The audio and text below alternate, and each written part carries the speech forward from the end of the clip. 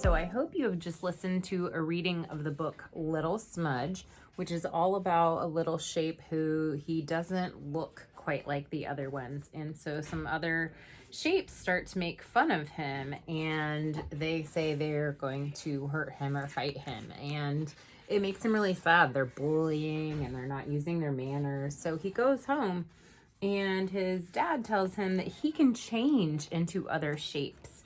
So then the other shapes start to get along and they realize that they can do things together instead of argue or instead of to get mad at each other.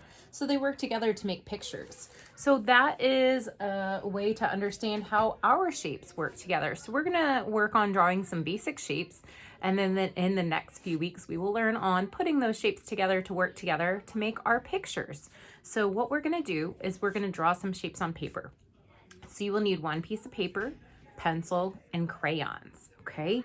And you can follow along with me. So if you have those materials ready, you can draw with me. So I'm gonna go ahead and turn my camera so that you can see my workspace, and hopefully we'll be able to see it pretty well. All right, that looks pretty good.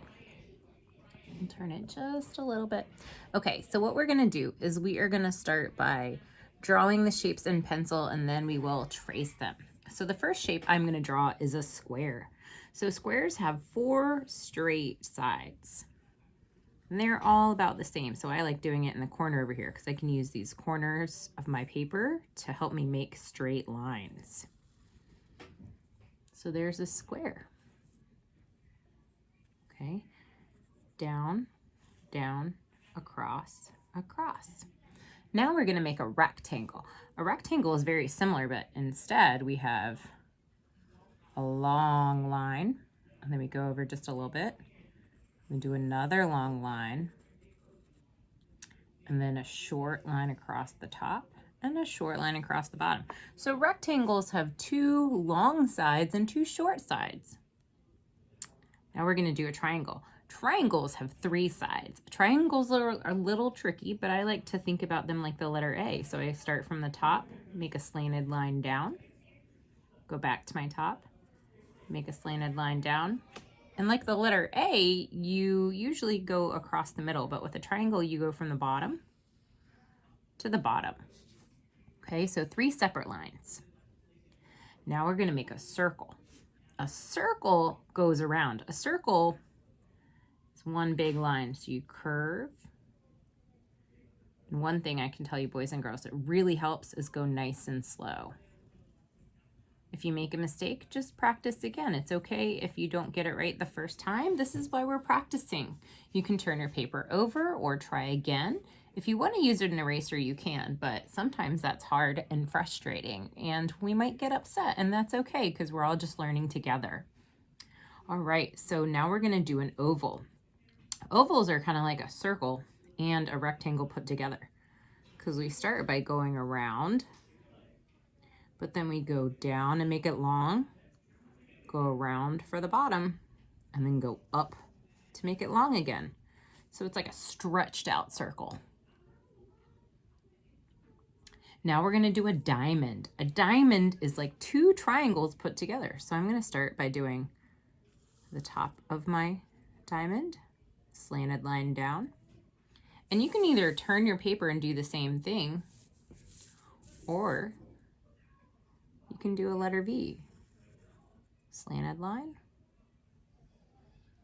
slanted line. So there's a diamond. We're gonna do a heart. There's 2 ways to do a heart. You can either do kind of like a number 3 that's sideways,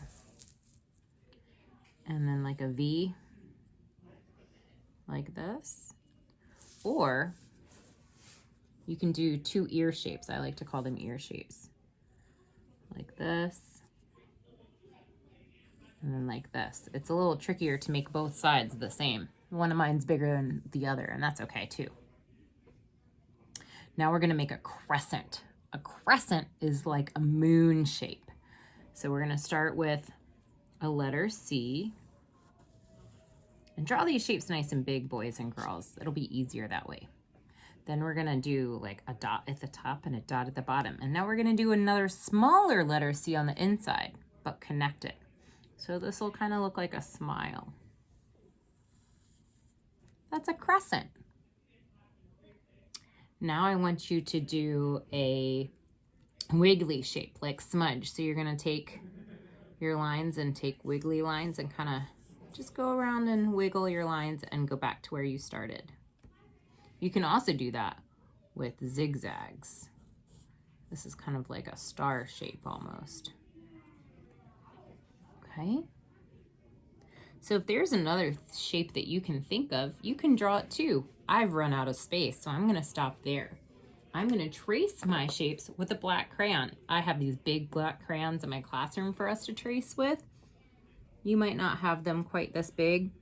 I like them because they don't break very easily, and we can keep them separate for tracing. If you don't have a black crayon, that's okay. You can use a dark color, but tracing means to go over top of what you did already.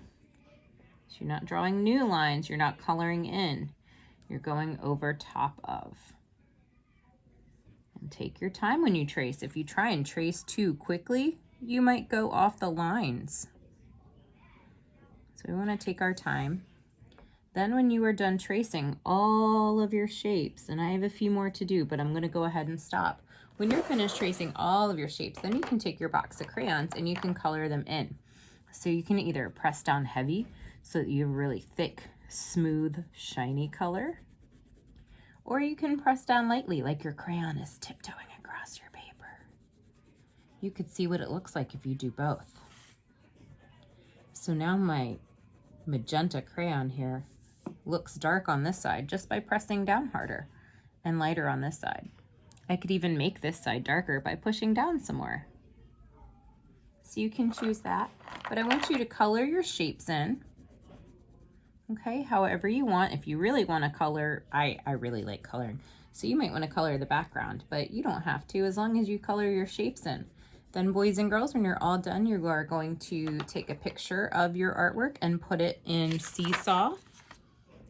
And that way I will check you off for having done your week 4 artwork, okay?